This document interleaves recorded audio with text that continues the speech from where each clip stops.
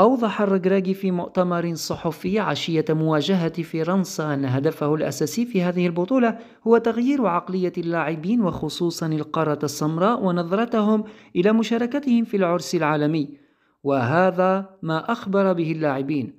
وقال أيضا إن وضعنا في ذهننا أن مشاركتنا ناجحة ببلوغ نصف النهائي ونفرح بذلك كثيرا، فلن نواصل مشوارنا إلا ونحن فائزون غدا إن شاء الله. فهذا ليس رأيي أنا بل رأي كل اللاعبين، نحن بين أفضل 4 منتخبات في العالم، وهذا ليس من قبيل الصدفة، وستكون لدينا الكلمة غدا من أجل بلوغ المباراة النهائية.